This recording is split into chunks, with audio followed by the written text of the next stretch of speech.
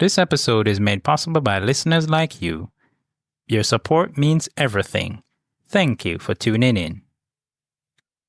On this episode of the podcast, but out of the whole of them, there were about 5 of them who were brave enough to step forward and say, hey, yeah, we'll go, right? No problem. These are Nostradamus, Alafabask, I don't know what his name's pronounced either, Omega, Micro Omegas, and one other name I can't pronounce so well, which is Paraphagarmos. Yeah, that happened. You're not gonna want to miss this one.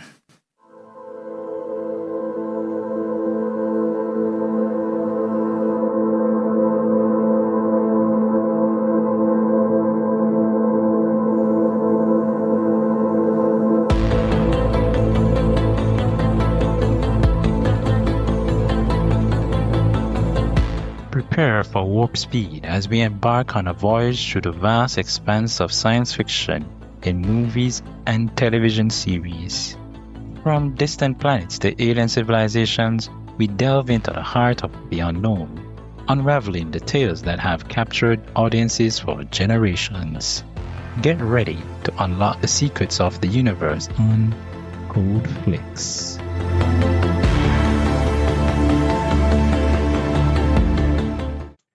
Welcome to Code Flix, where we analyze sci-fi and fantasy TV shows and movies through the lens of reality. I'm your host, André Ponner, and today I unpack A Trip to the Moon. It marks the birth of cinematic science fiction as we know it.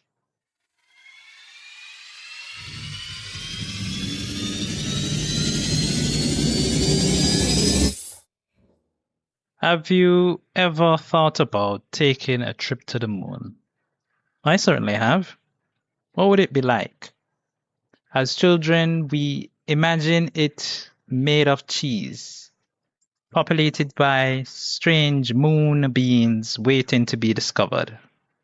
In the early 1900s, the legendary French filmmaker Georges Méliès brought that imagination to life. Inspired in part by the works of Jules Verne, a name many of us know as one of the pioneers of science fiction. What Méliès created wasn't just a film, it was one of cinema's earliest journeys into fantasy and space exploration. But beneath the wonder and theatrical effects lies something more layered. A group of astronomers travel to what they see as a foreign land. When they encounter its inhabitants, they quickly realize they can destroy them with ease, and they do. That is, until the locals rise up, forcing the explorers to retreat. The astronomers return home not in disgrace, but as heroes, celebrated with a parade and proudly displayed the spoils of their journey, including a captured inhabitant. It is imaginative, it is groundbreaking, but it is also a reflection of the colonial mindset of its time, exploring framed as conquest and discovery tied to domination. So as we revisit this early cinematic classic, we're not just looking at A Trip to the Moon. We're examining how imagination, power, and history intersect on the silver screen.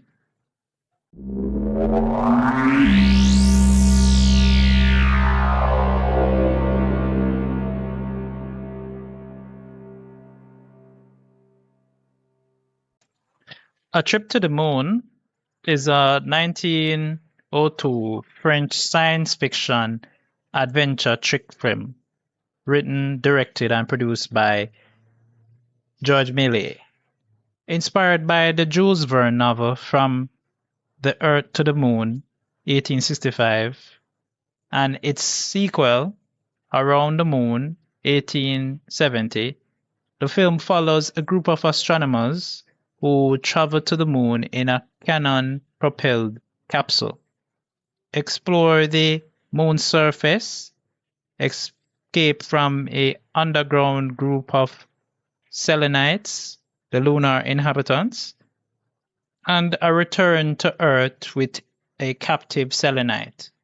Méliès leads a ensemble cast of French theatrical performers as the main character, Professor Barbenfolios. Although the film disappeared into obscurity after Méliès's retirement from the film industry, it was rediscovered around 1930 when Méliès's importance to the history of cinema was beginning to be recognized by film devotees.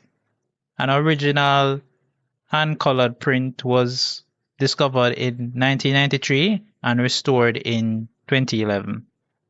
A Trip to the Moon was ranked 84th among the 100 greatest films of the 20th century by The Village Voice, and the film remains Méliès's best known, and the moment when the capsule lands in the moon's eye remains one of the most iconic and frequently referenced image in the history of cinema.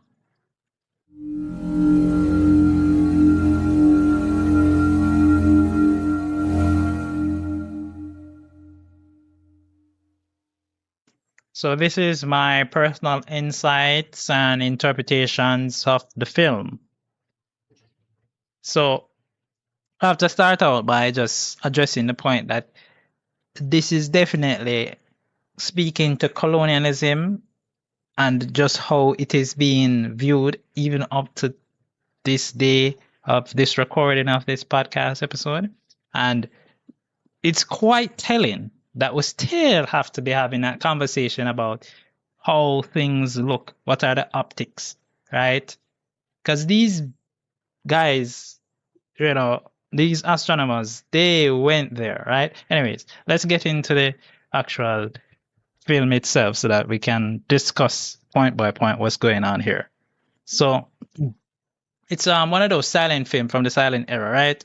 Similar to, when I did that film some time ago, not remember the name of the film, but that film where it was produced in Germany and with the robot autonomous woman and all of that. But yeah, that podcast episode, yeah, I will talk about it later on. Anyways, so there's a meeting of the astronomy club, right, with the president, Professor Barbenfolios, and I will be butchering that name because we really don't understand how to pronounce it. But if you know how to pronounce it, you can leave it in the comments or provide a video. Even better. All right, so he proposes an expedition to the moon, right? And of course, a few of his fellow astronomer friends, them have some dissenting opinion, and thing. But out of the whole of them, there were about 5 of them who were brave enough to step forward and say, hey, yeah, we'll go, right? No problem.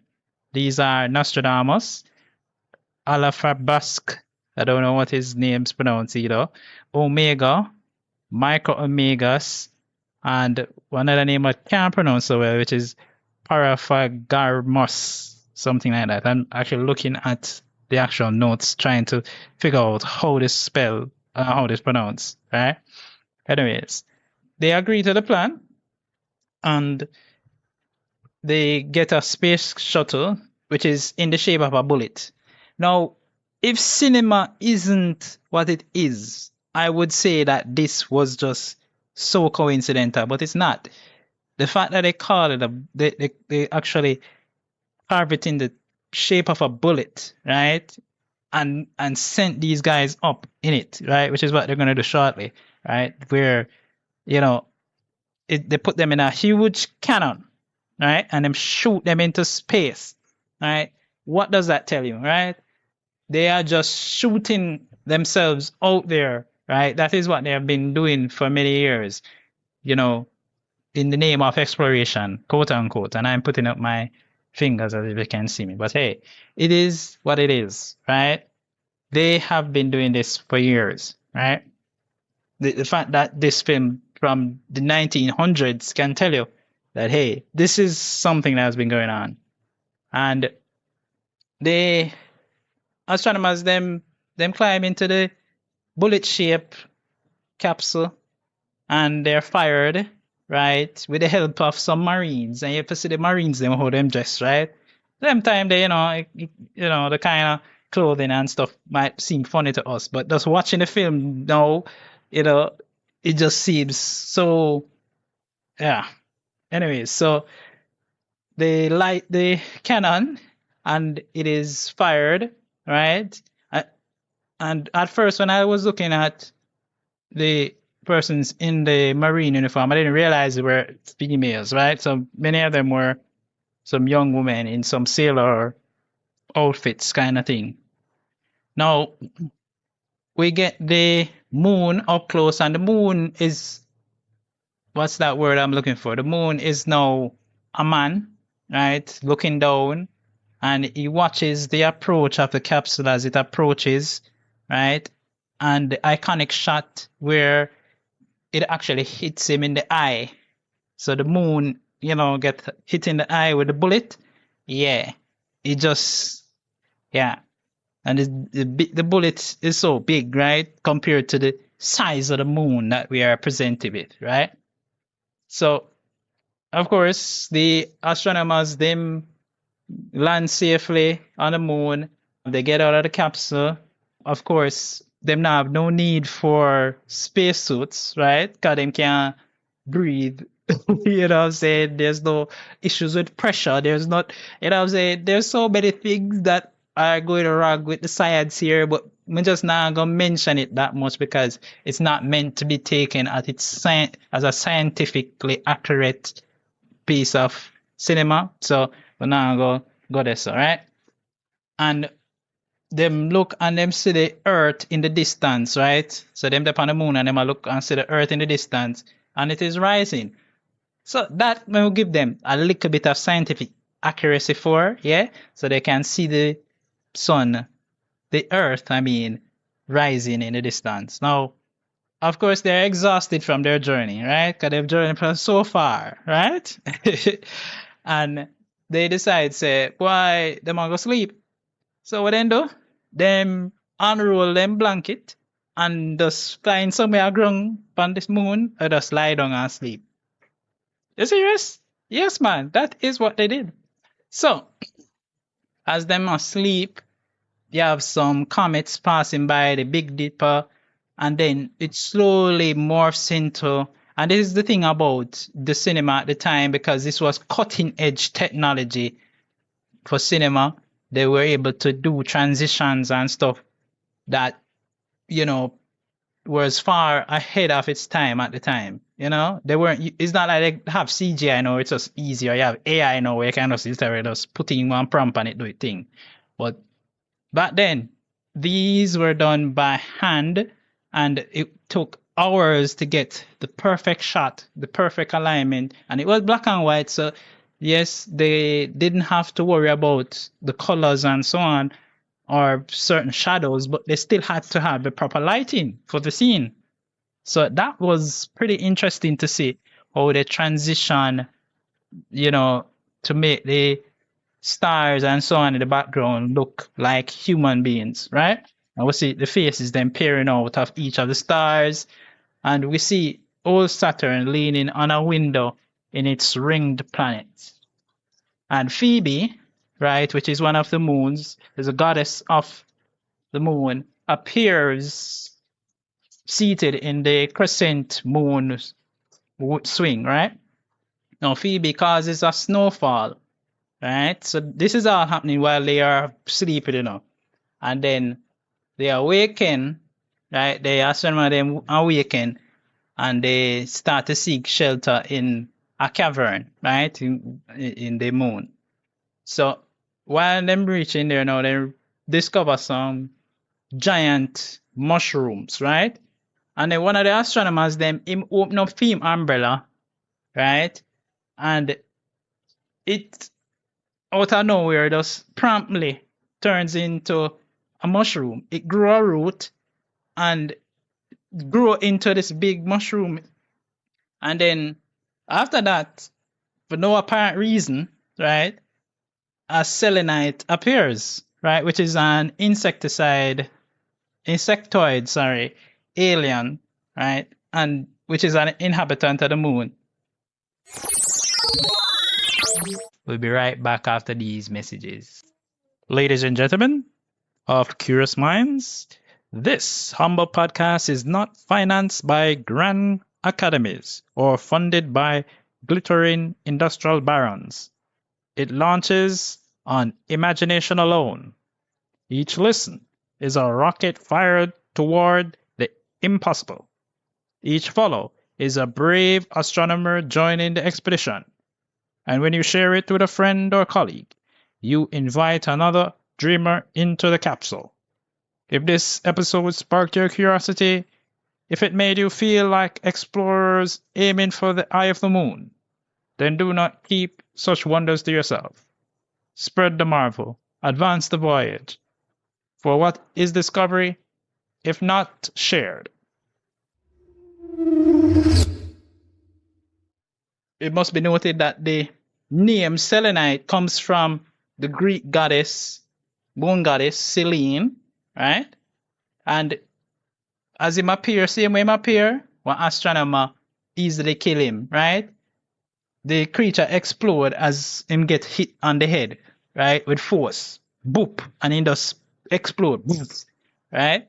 And a lot more selenites appear. Now, that part I had to rewind. Come here, say, but must have missed something because did they attack the astronomers or what? No, the man just decides, say, him just licky selenite in their head. These are inhabitants of another world, right? You don't know them. You don't know what they're about. Them just appear. Them scare you, yes, probably. But do they deserve to be killed? You hit one of them, and you realize that he's killed easily. And you decide, say, you're going to massacre the rest of them? Yeah. So, as more of them come, it, becomes very, difficult now for the astronomers, them, to destroy all of them because them getting surrounded. So, the selenites, them, capture them, which is rightly so. You come on here, do all of these things, crime against not their humanity, but their species and stuff. And so, you genocide them. So the man take it to the leader, right? Their palace.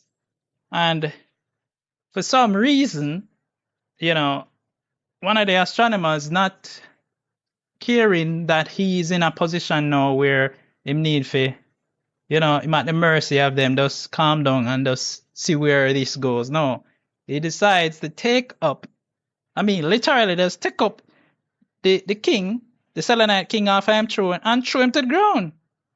Which, of course, causes him to explode. What is going on here? You know what I'm saying? Like, you go in at the people, them country, right? And I have to say countries, the moon is a different world. But, let's just put it at that, right? You go into a different country, you take the people, them leader, and you kill him. You take him out. Yeah. They've been doing this for years, and it's just so sad.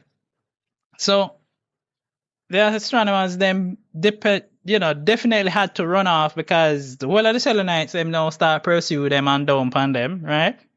And they end up at the capsule, right? And 5 of them get inside, but the 6th astronomer now, Barbaphenoulus himself, him use a rope to tie to the tip of the capsule now, right? And it is apparently over the ledge, right? So at the first instance when I was watching this, I was wondering, where is this? What edge is this? Is like a cliff on the moon or something? And then I see him and the capsule just fall over the edge and drop into water. And I'm like, huh? There's water on the moon? But then I realized, no, what happens is that they're on the edge of the moon in space, and basically without us, being in the environment of space, I guess, and just go right from the moon to the Earth, right? So they return to Earth. Now, I didn't actually see when they took one of the selenites, but apparently they did, because when they fall back to Earth and thing, and they're rescued by a ship and towed ashore, we see in the final sequence of the film that, and I guess it's probably because there's some missing parts of the film, and this is what happens with these old stuff, right? You have missing things that are, which probably would have given a little bit more context, even though, for the film at this time, they didn't have certain things that, we have now. But anyways, what we see now is a depiction of a celebratory parade, which is in honor of the travelers who return, because they're heroes. They have gone on this grand journey and explored, and now, they even show that they have their captive selenite, and they, them get them their medal and trophy and all sort of something. And there's a commemorative statue that bear the motto Labor Umine Vincent. Now I guess that is some Latin phrase there. But yeah, that is it. Quite a film. And you're probably by now be wondering, why did Andre choose this film to do on the podcast? And obviously, it's because it is mirroring reality in such a big way. I didn't realize it until now. And I really wanted to start off season 3 with a bang. Right? So I hope you liked it. I hope you liked my interpretation and my analysis of this historically accurate film. Yeah.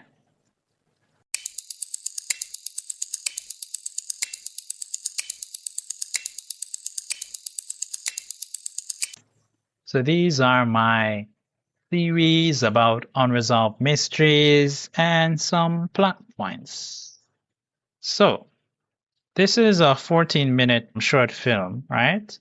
And it's from the infancy of cinema, right? In a lot of ways, it prioritizes the visual spectacle over narrative depth, right? That is exactly how Méliès started into this whole film thing, because he was a magician by trade, and his thing was about basically fooling the audience, right? And, right in front of you, he can do stuff, right? One day, he was using, and thanks to Crash Course Film History for this piece of interesting fact, he was filming and he discovered that by coincidence, right, he was filming and something happened with his camera, and while he was fiddling with it and trying to rectify the issue and stuff, he didn't recognize that it wasn't picking up what was going on, right? So he started filming later on after that now, the same location pointed at the same area, right? And when he was developing the film now, he realized that there was a gap between the time when he was fixing the camera and when it was recording. And that allowed him to be able to basically see something that he, up to that point, no one had ever saw. So he saw like people were just milling around and thing initially, and then a transition happened in front of him because there was a gap of time where the camera was off, and so there was no continuity of footage that would allow. But it did it in such a way that, that coincidence led him on basically an experimental journey of using the camera to do more trick shots like that. And that basically formed the basis of what we know today has transitions and, how in-camera effects work. So he play around and get some other ones, right? Figuring out how to to make the thing even more grander. And that culminated into what that film, A Trip to the Moon, became, right? Like many persons around that time, they were doing a lot of reading and stuff, not like us nowadays that just rely on watching videos and listening to music, right? But anyways, if you are a fan of reading stuff like that, you can go and read Jules Verne's thing and whatever, right? But yeah, some of the things that I can talk about for this, some of the mysteries that are unresolved, not really that much, but theories, and stuff. But let's get into it, right? So the selenites' nature and their society. So we know that they are insect-like moon inhabitants that explode on impact, right? Which suggests that they have a fragile biological body, they're some kind of magical being, or they're just metaphors, right? So it's basically an early satire of aliens, marking how fragile, the uncivilized societies, are, and, these proto horror creatures, represent some unknown danger, The astronomers were afraid, but, their reaction would have told of that, right? Now we'll look at the rocket's physics and its return, right? So they're not on a spacesuit, as I mentioned before, right? And I'm not giving it too much of a bad mark for that. They're able to instantly adapt to gravity. There's no bouncing around that we know that they bounce around on the moon because the gravity is less there, right? The cannon propulsion system, blatantly impossible, right? Theories, right? Intentional parody of Verne's From the Earth to the Moon. Millie favored the theatrical fantasy over realism. So that is why he really leaned there. He didn't lean too much into the scientific accuracy of it because he was trying to be more fantastical. That's the theory, of course. Now, there's a dream sequence symbolism, right? So you remember when the astronomers, they were sleeping and we could see the comets, stars with faces, right? Phoebe on the crescent moon swing. Yeah, that's some kind of psychedelic voyage into imagination. That's a theory. And this is influences of astronomy and folklore at the time, right? And even at a deeper level, some of the subconscious fears of the cosmos, that the cosmos is watching us, is always watching us, Yeah. Now, they captured Selenite's fate. So it is parodied as a trophy in the finale, right? Does it die? Does the escape? Where will escape to? Or is it some symbolized conquest? So the theory is that it's a colonial allegory, obviously, of European explorers civilizing primitives, or what they call primitives. Skull Cave and the Mushroom Forest. So the giant fungi sprout some umbrellas. Yeah? It sprout from the umbrella. The cavern hides the selenites, so they live there, or perhaps that's where they hid when they saw the astronomers come in. The theory is that it's a psychedelic hallucination of subterranean moon ecosystem, right? Perhaps parodying, some fairy tales, based on what we have always heard about it. Even I mentioned that, many persons believe that the moon is made of cheese, right? When you grow up, you learn about science and things, you realize that no, that's not the case, right? Far from it. Although some people still do believe that the moon is made of cheese. Yeah. So, who are the astronomers? That's the question for this one. And who are the selenites? Obviously, the astronomers are the Europeans.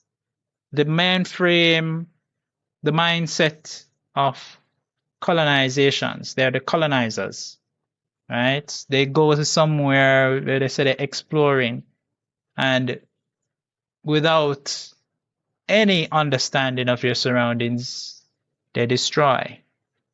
The Selenites are the poor inhabitants from the world that is being explored by the colonizer, and they inevitably get conquered. And when the colonizers get forced out of their world or their country to go back to where they came from, they are hailed as heroes. They're written about in books. There are statues put up in their name. Looking at you, Christopher Columbus. Yeah, because you didn't discover anything. So those are my theories. What are your theories? Share them with me. You know where to put them. Comments.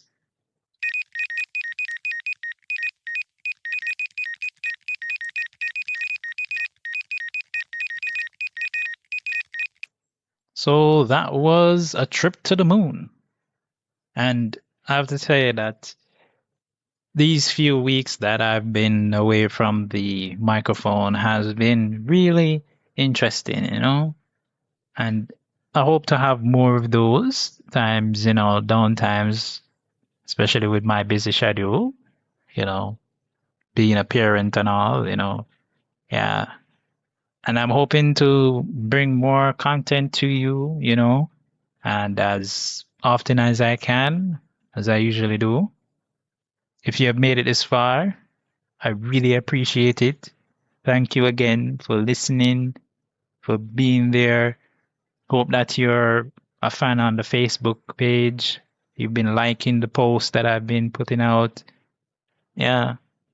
And I'm just hoping that as we go further into this season of Code Flix, that we'll be on a great journey of discovery and continuing to voice the opinions, you know, that the little man has, you know, even if you don't fully understand some of the things, you know, you can always reach out and say, hey, I didn't understand this, and this is something that I'd be really interested in finding out about. And just like the Selenites, we don't want to be destroyed, you know. We're not going to put ourselves out there in such a way, you know. And more importantly, to those of you who continue perpetually to boost the podcasts in the algorithms by sharing, I just want to say you are amazing and we truly appreciate it. Thank you. Until next time, stay curious. That brings us to the end of this episode. Our voyage through the universe of sci-fi television continues, and the next destination is 2,000 downloads. Your support means everything. Stay engaged, share your thought, and let's keep this journey alive. Until next time, stay curious.